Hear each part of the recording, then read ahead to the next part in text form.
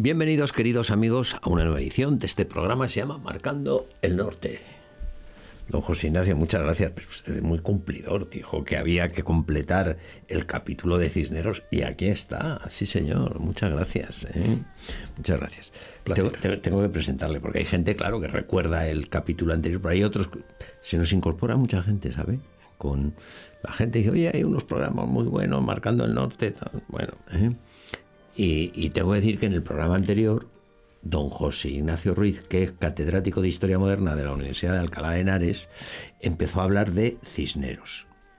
Claro, siendo catedrático de Historia Moderna y procediendo a Alcalá, pues Cisneros da por mucho. O sea, no se puede escapar. Y dejamos a Cisneros el personaje histórico incompleto. Concretamente, nos habíamos quedado cuando es nombrado confesor de la reina. Fray Hernando de Talavera, Talavera. Pasa al arzobispado de Granada. Pasa a ser el primer arzobispo de Granada. Que es, y a fundar la iglesia. Fíjese con qué aprovechamiento estoy yo aprendiendo aquí de sus exposiciones.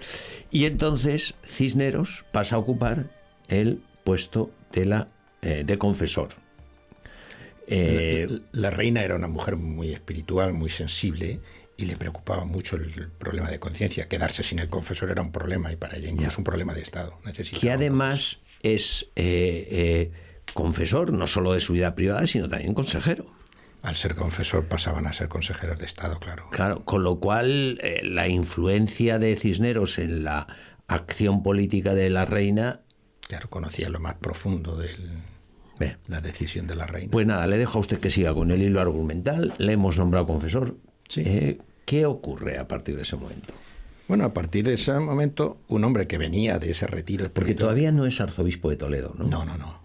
En 1492 es sustituto desde Talavera. Al quedarse la reina sin su confesor busca uno, y el que encuentran es este monje piadoso, un monje, un pobrecito, ¿no? Que es llamado a la reina. Él no quería dejar su retiro espiritual, como decíamos en el programa anterior, y se tiene que hacer cargo de esta responsabilidad, a lo que hubo que apelar precisamente a la obligación que tiene, ¿no? A la obediencia de vida, porque él decía que quería seguir en el retiro en el que se encontraba. Eso es lo que le dijo el arzobispo de Toledo, ¿no? Sí, exacto.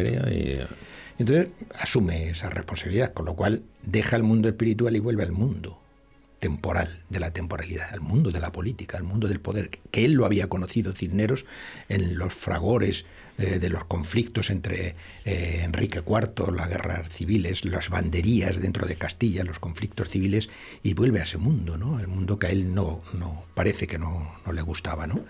Por lo tanto, a partir de 1492 está todo el proyecto evangelizador, misionero, que se está desarrollando en Granada.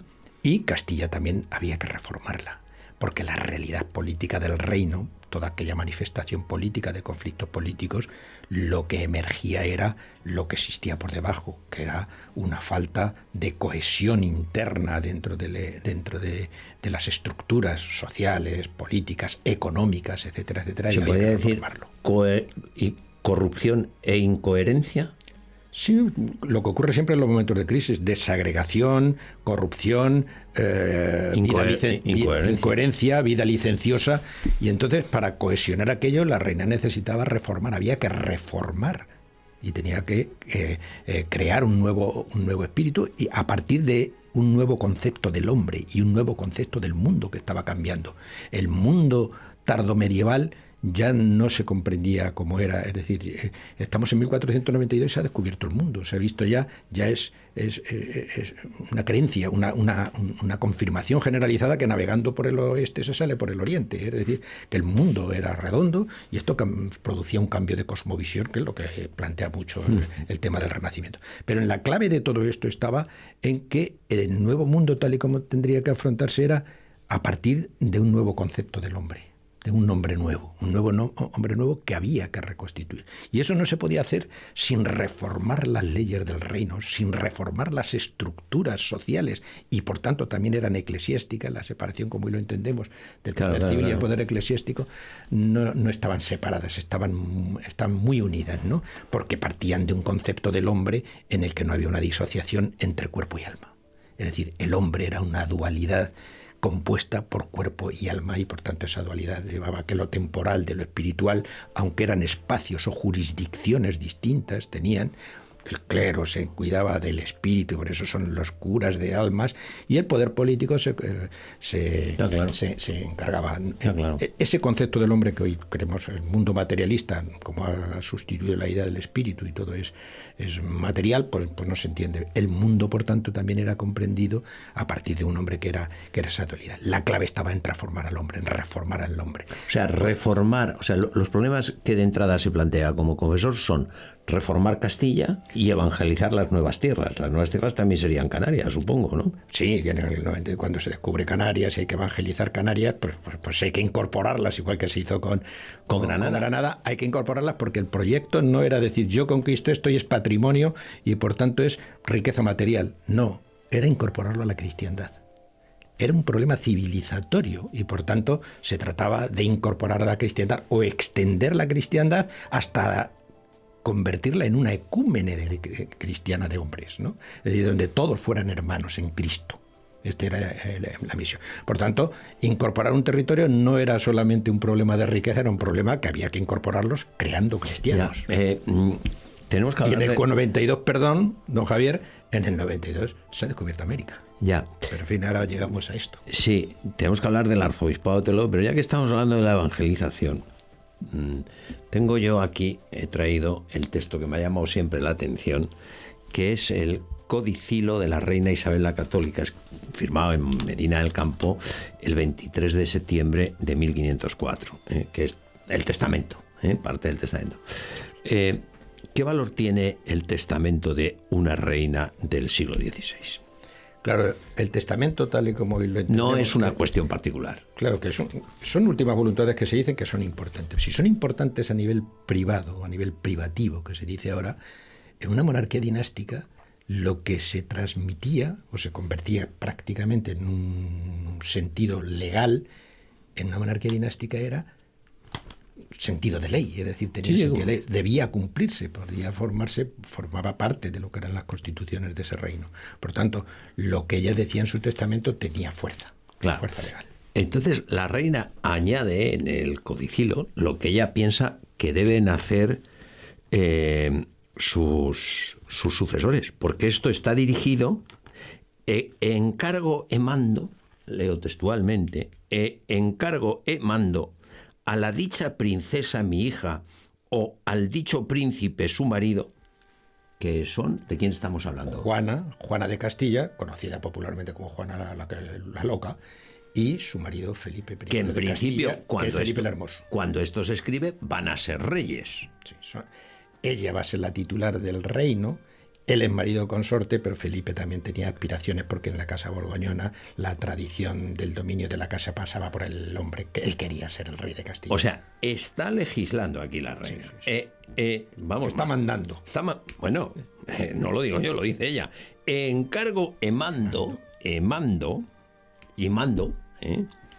a la dicha princesa mi hija. Bueno, ¿y qué le manda? Dice, procurar inducir y traer los pueblos de ellas, los convertir a nuestra santa fe católica, e enviar a las dichas islas tierra firme, del dar océanos perlados, religiosos, clérigos y otras personas doctas y temerosas de Dios. Oiga, no dice, y les mando que me traigan la plata. No.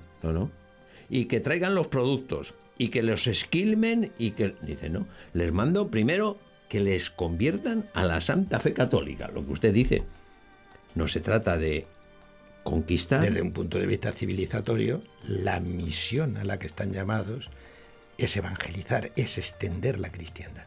Hay un debate, nos hemos adelantado mucho o nos hemos retrasado mucho porque esto lo escribe en 1504, sí. Además 3 días antes de su muerte, ¿no? Es decir, que está ella ya reflexionando lo que está pasando. Cuando ya no se juega. Y hay un debate en Castilla desde 1592, cuando se descubre aquel mundo, lo que se descubre es un mundo salvaje en el que hay, por supuesto, otras culturas, pero otras culturas... Como que se comen vivos y se lo sacan el corazón. Sí, existía el canibalismo, se asesinaba, estaban desnudos, no había una moral. Entonces, hoy lo entendemos de una manera retrospectiva. Pues eran otras culturas y tal. Los primeros que se chocan con aquello dicen, pero estos son salvajes. O sea, ¿tienen alma? Y la pregunta que se hacen es si tienen alma. Pero en castellano lo dudan casi desde el principio, dicen, son hijos de Dios.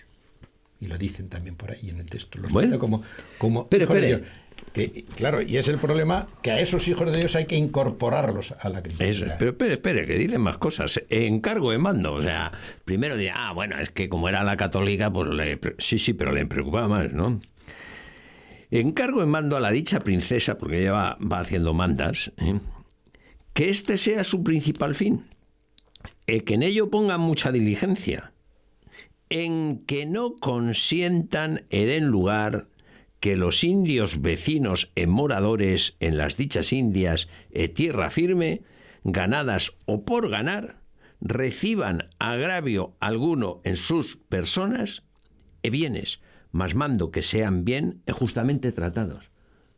Reconocimiento del derecho, de todos los derechos. De todos los derechos. Y de propiedad. No, lo que está reconociendo es la dignidad de estos indios como personas. Naturalmente, en toda su extensión y en toda su dignidad. Y por tanto son hijos de Dios, igual que los castellanos. Lo dice, estamos en 1504, 1592, o sea, 12 años. El viaje de Colón, habían ya producido varios viajes donde habían surgido muchas dudas, donde muchos de los que fueron allí, claro que la leyenda negra luego ha contado que si se produjeron barbaridades, nadie puede evitar que no vaya un desarmado y abuse, ¿no? Bueno, es decir, coja el periódico usted claro, de hoy mismo y verá usted las que se están haciendo en el mundo civilizado, ¿no? Pero desde el punto de vista de lo que es una civilización o una cultura o de defensores de la cultura cristiana, el proyecto cultural que allí iba era un proyecto naturalmente evangelizador y de incorporación o de extensión de la cristiandad.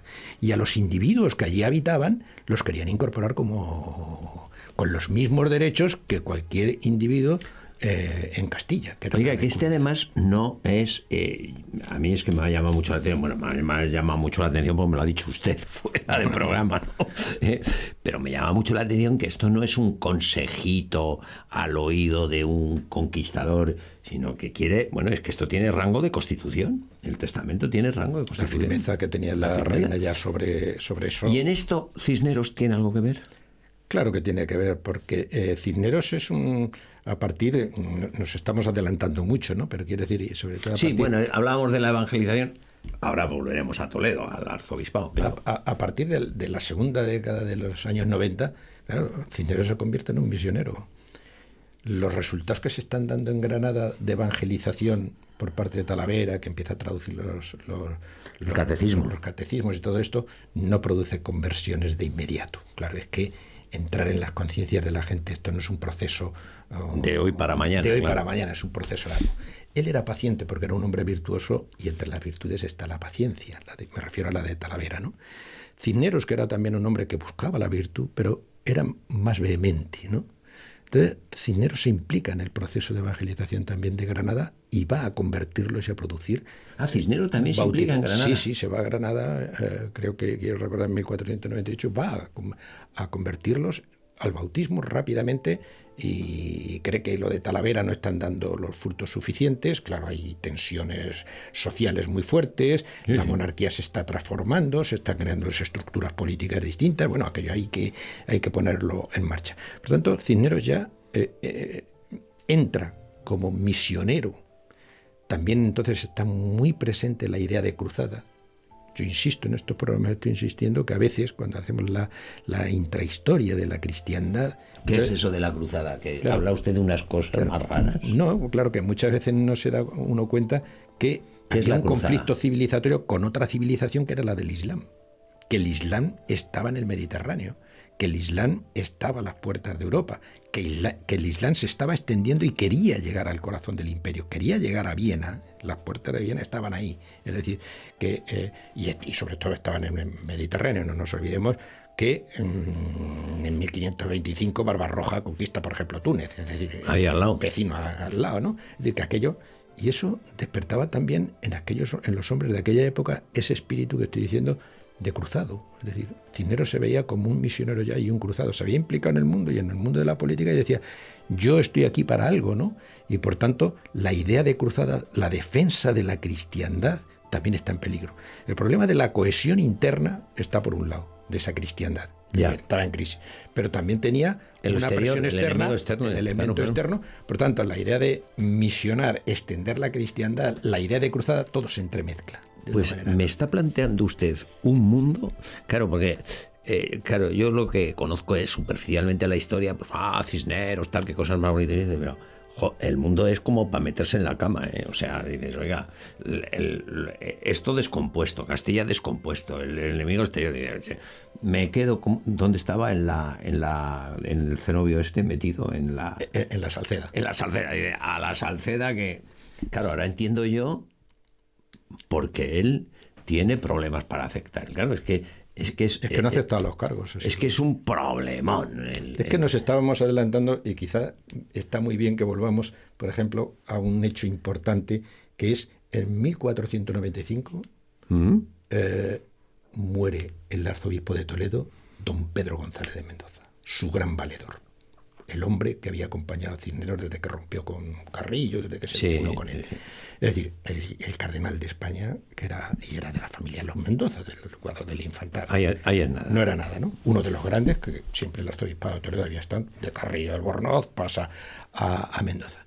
Y de repente la sucesión... Usted era un pajarito, ¿no? Mendoza. No, pero era un humanista y era, pero bueno, blandito, digamos, ¿no? Decimos, bueno, yo considero que es un hombre con las debilidades del hombre, no había hecho el retiro espiritual que había hecho Cisneros. No se había ido a la Salceda. No había pasado por entonces la Salceda. No había dejado el mundo se nunca. Se había dedicado a otras cosas. Claro. Es que como no reces, te dedicas a otras cosas, ¿eh? Sí, bueno... pero esto le pasa a Mendoza y a todo hijo de vecino. Pero esto no quiere decir, y le he dicho como Carrillo, que a Carrillo muchas veces se le pone... Carrillo era un intelectual de una talla, ahora muy pegados al mundo. Si es que este es el problema, muy pegados al mundo y esto es lo que tiene. Y Mendoza, pues claro, un hombre de la... Le gustaba el cargo. Sí, claro, se disputaron. Uno de las rivalidades que tuvieron entre Carrillo y Mendoza es que Carrillo aspiraba al cardenalato. Y entonces se lo llevó Mendoza. Y para llevárselo Mendoza, con un legado pontificio que vino, los reyes católicos, al final, siendo Carrillo quien apoyaba a la princesa y a los reyes católicos en el conflicto, apoyaron a Mendoza. Esto era alta política. Cuando nombran cardenal a Mendoza en contra de Carrillo, Carrillo rompe con ellos y se pasa al otro bando, al bando de la Beltraneja. Bueno. El mundo de la política. El mundo de la política. Y entonces se muere Mendoza. ¿Y qué le toca a Cisneros de la muerte de Mendoza? No, pues entonces se plantea el problema de la sucesión, que ya hemos hablado en otro programa, de la importancia del arzobispado de Toledo, que es la sede primada de las iglesias de España, de Castilla, ¿no? La sede primada, que es el canciller. Ser arzobispo es ser canciller. Ser canciller es tener el sello del rey, es decir, las órdenes del real, que es tener el sello real, es decir, un cargo de la máxima importancia. Fernando, que tenía un hijo natural con una querida que tenía en la corona de Aragón, que lo tuvo antes de casarse con la reina, después tuvo otra, pero tenía un hijo. Fernandito el católico. Fernando católico, sí. Tenía estas cosas. Sí. Tenía un hijo. Quería que su hijo fuera el arzobispo de Toledo, en la tradición nobiliaria. Y le dice, cuando muere... Oye, pues tenía buen padrino el chico ese, ¿eh? Sí, tenía buen padrino. Y aquí está la importancia, porque el rey católico, que era un tipo de una talla política enorme, también de conciencia, pero la gran persona que muchas veces ocluye la importancia de Fernando el Católico sobre la reina Isabel era una mujer de una personalidad tremenda, que amaba a su marido profundamente. Cuando le dice, pues ese arzobispado para mi hijo, la reina le dice, yo ya tengo pensado quién va a ser el arzobispo de Toledo. O sea, Fernando le dice a la reina que ese arzobispado lo puede ocupar su hijo. Su hijo natural. Su hijo natural, que además, pues claro, en la alta política, que sea el primado de España y tal, pues este está con nuestro proyecto político. Y la reina dice, para ello ya tengo pensado quién es. Naturalmente, un monje humilde, que era su confesor, pero que ya era consejero. Ella ya, fíjate que desde el 92 al 95, 3 años despachando con él, cuidando de su conciencia, ya ella tenía una idea clara de lo que era este hombre. Y dice, para ese arzobispado ya tengo pensado que es Jiménez de Cisneros. Era arzobispo, lo quería hacer arzobispo. Esto lo habla con su marido. Su marido dice, esta mujer es dura de pelar, ¿no? Por lo tanto, dice, cómo se le haya metido en la cabeza. Dice, total, me doy por muerto con mis intenciones. Que lo pactaban, porque los dos eran dos personajes políticos que tenían una idea y un proyecto político de monarquía, y de lo que algunos llaman el Estado moderno, importante, pero dice, cuando esta dice que no, mala cosa tenemos, ¿no? Por tanto, la reina le comunica... Y para decir que no a ese proyecto de su marido hay que tener también... muchas agallas. Porque Fernando era... No, y sobre todo, oye, pues qué trabajo te cuesta apostar por ese. Dice, oye, no me... que además era de la familia. Y no me busco un problema con mi vamos marido. Centralizando el poder, vamos, claro. Y era... O sea, desde un punto egoísta, yo, si hubiera sido la reina, hubiera dicho, bueno, pues nada, ¿qué le vamos a hacer? Tengamos la fiesta en paz. No, seamos dialogantes. Bueno, claro. Sí. Seamos dialogantes. No había llegado todavía. No seamos radicales. Sí, pero no había llegado todavía la cultura del diálogo. No había llegado, bueno. Y la reina mandaba. Porque además el poder, cuando se define el poder, es la capacidad que uno tiene de mandar. Y esto la reina lo tenía muy claro. Y sabía que lo que mandaba. ¿Y cómo le sienta a Fernando cuando le dice...? Bueno, esto hay que interpretarlo. Yo creo que, como conocía a su mujer, dijo, como ésta ha dicho que en Castilla tiene que poner al cardenal Cisneros, que era su confesor, él sabía la talla, mal asunto. Es decir, a esta, como se le haya metido en la cabeza, hay que tragar. Porque esta no cede en esto, ¿no? Y lo más interesante es que la reina se va a Cisneros y se lo va a ofrecer como el que le ofrece una dádiva importante, ¿no? Y le dice al cardenal, tengo un nombramiento para vos, como decía en entonces, el arzobispado de Toledo. Y el otro palidece. Dice, ¿qué me dice usted? ¿Que yo arzobispo de Toledo? No, yo no puedo ser arzobispo de Toledo. Él sabía lo que era eso. Primero, él era un hombre de servicio y decía, si yo tengo que servir eso, y sabía en la Castilla que estaba todavía. Me meto en un avispero. Es un avispero, porque además el arzobispado de Toledo no era ser solo arzobispo. Allí está el cuerpo que conforma el cuerpo de canónigos, digamos, ¿no? Uh-huh. Que forma el arzobispado, el cabildo catedralicio, que todos eran grandes de Castilla. Gente que mandaba mucho. Y gente que estaba acostumbrado a vivir muy bien. Y gente, muchos de ellos licenciosos, y que se daban a la buena vida, que era todo lo que había que reformar. Y de cintura toda esta gente. Un pobrecito monje, 8 años en la Salceda, de familia humilde o de familia de mediano pasar, comparado con nosotros, de familia de mediano pasar que estamos, que me voy a meter en el arzobispado de Toledo, esto significa remangarse. Él ya había, desde el 92, ya había enfrentado todo el problema que tenía de la reforma de los franciscanos y veía cómo vivían los conventuales, la vida buena y licenciosa que llevaba. Todo eso había que reformarlo. Meterse en un avispero como eso era un servicio de mucho sacrificio. Claro, si lo miras solo por la cuestión de rentas y de lo que voy a mandar, pues es un buen negocio, ¿no? Porque bueno, me compadreo con estos, voy a ejercer el mando, voy a tener unas rentas extraordinarias y voy a vivir. Si mi proyecto está servir y reformar en el fondo las estructuras eclesiales, que son las estructuras sociales y las estructuras políticas, aquello es un problema de primera magnitud, ¿no? Es un problema de primera magnitud si no te pliegas al buen vivir, claro, de esos. Si te pones en plan dialogante, pues es muy... Claro. Bueno, pues muy placentera la cosa. Un beneficio estupendo. Y entonces le dice la reina que no quiere ser arzobispo de Toledo. O sea, le dice a la reina que no quiere ser arzobispo de Toledo. Pues ¿sabe lo que le digo? Que se nos ha acabado el tiempo. ¿Sí? Entonces, queridos amigos, ¿acabará Cisneros aceptando el nombramiento de arzobispo de Toledo? Habrá que venir al próximo programa, porque hoy ya no hay más tiempo. Si ustedes quieren saber si acaba siendo arzobispo de Toledo Cisneros, pues no queda más remedio que venir aquí, porque hoy ya se nos ha acabado el tiempo. No me queda más que darle a usted las gracias, pedirle por favor que no me deje, que venga, Tendremos que volver. venga a seguir hablando de Cisnero, pues no podemos dejar esto así. Bueno, lo podemos dejar, pero lo solucionamos dentro de unos días. Queridos amigos, muchas gracias por habernos acompañado durante estos minutos. Muchísimas gracias. Díganselo a sus amigos, que conecten, que pinchen la página de donde están los programas de Marcando el Norte.